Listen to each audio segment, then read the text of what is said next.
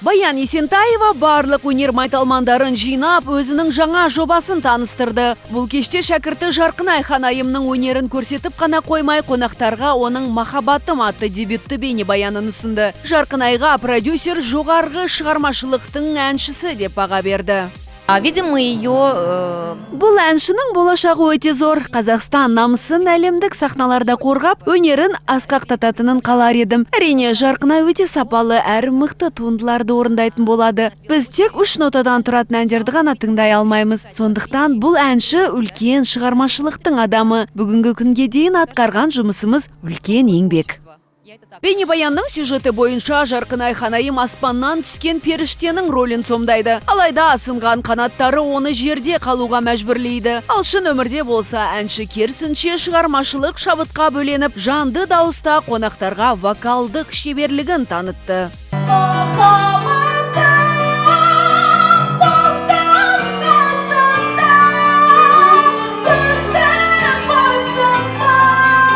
Әнге деген дайындық өте жоғары деңгейде болды.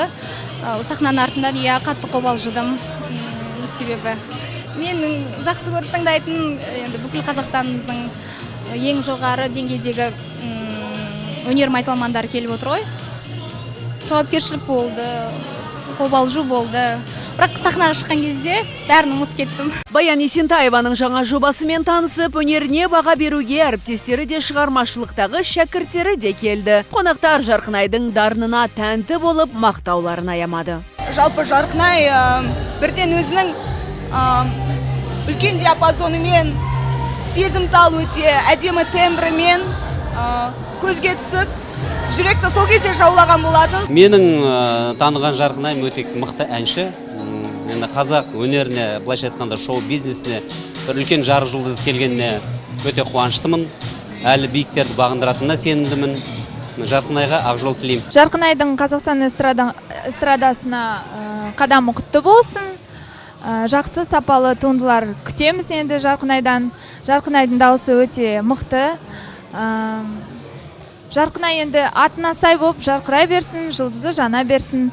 Тек сәттілік тілеймін. Айта кетейік, YouTube арнасында бір апта бұрын жүктелген «Махаббаттың» бейнебаяны 70 мыңға жуық көрілім жинады. Мұндай көрсеткіш бұрын соңды жаңадан бастап келе жатқан әншілерде болмаған деп бөлісті Баян ханым. Осындай табысты бастаумен шабыттанған продюсер Жарқынайдан да күшті «Махаббатым» әнін орындаған адамға 100 мың теңге берем деп уәде берді. Онымен қоса Жарқынай мен оның продюсері Баян ханым мен кешкі асқа баруға да мүмкіндіктеріңіз бар. Сондықтан қапы қалмаңыздар. Сіздер өз өнерлеріңізді салып, вокалдық шеберліктеріңізді шыңдағанша, кеш YouTube-да өздерінің хореографиясын жақсарта түсті. Біраз уақыт бойы сыншы көрермендер Girls Band'тың жаңа құрамының би өнері ақсап тұрғанын жиі айтатын. Алайда еңбек бәрін жеңбек демекші топ мүшелері мәңгілік рухым бар атты жаңа бейнебаянында бар күшін салып, өнерлерін көрсетті. Тіпті қатты билеп қойғандары соншалық аяқтары мен қолдарын көгертіп үлгерген.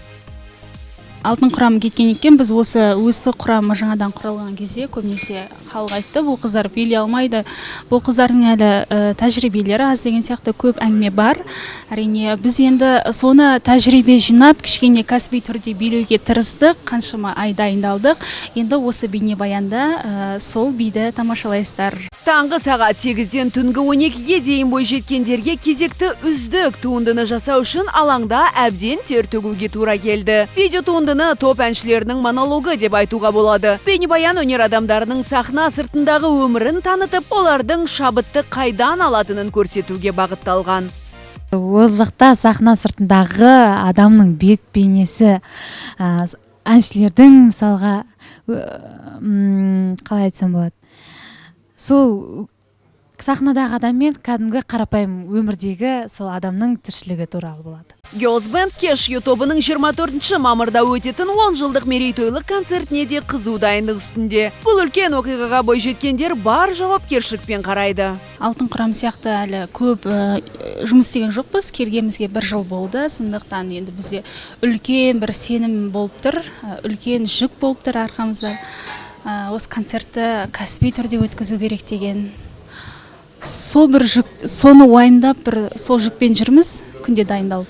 Ақбота, Балжан мен Жұлдыз концерт алаңындағы қобалжуға қарамастан мерейтойлық кештің жоғарғы деңгейде өтетініне сенімді. Онымен қоса бойжеткендер продюсерлері Баян Есентаева олардың қатысуымен телевизиялық және киножобалар